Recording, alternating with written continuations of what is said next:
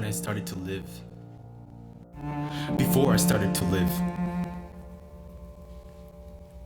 I never knew what being alive was.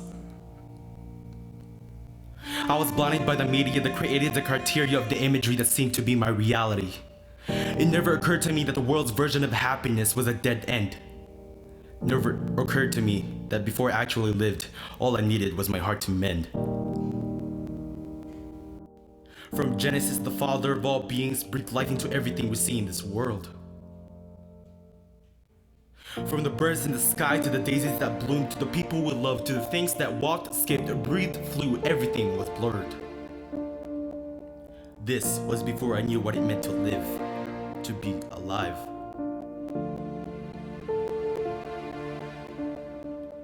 Like the congregation of Israel repeated, his love endures forever. And anyone who loves, prays, endures, and believes in him, it shall be granted that his life will last forever. For it says in Deuteronomy that if we love him with all our heart and soul, we may live. Actually live. Actually be alive. An adamant faith that I did not have, teachings that I did not put forth in everything that I had and in everything that was of worth. If I wasn't alive in my family through my mom and dad, then I was due.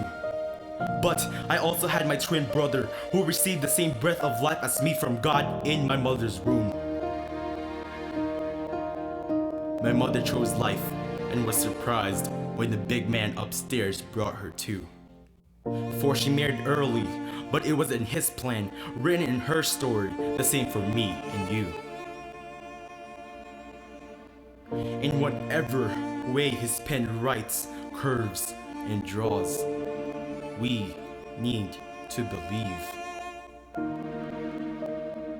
Because we are standing here, alive, facing the world with God by us. And that's the way it should be.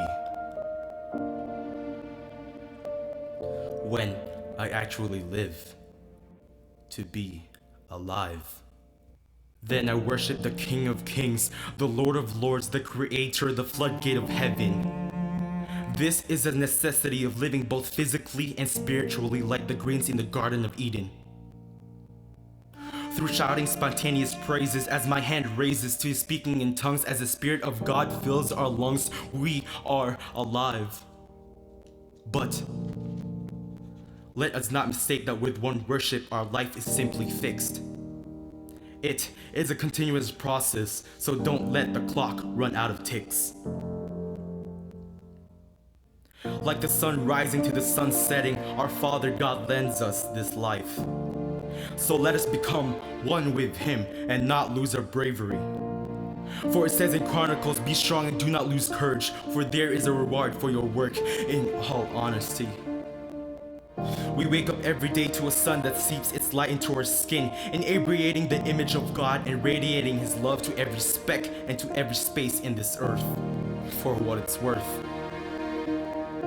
The world may be changing drastically into changing sides, to choosing for the sake of choice, and to the lustful combination and definition of love and what it now derives. Actually living. Actually being alive.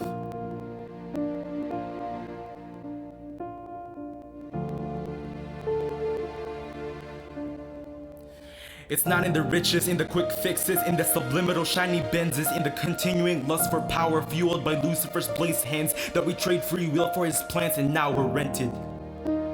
Now that I'm living, alive,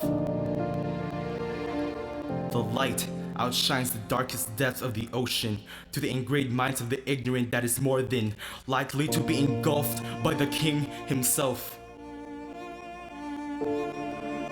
Where there is darkness, let it be filled with light.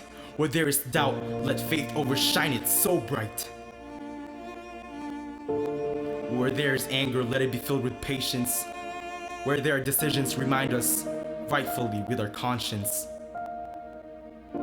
Where there is hate, let it be filled with love. And most of all, we choose to live. So, Father God, guide us from up above.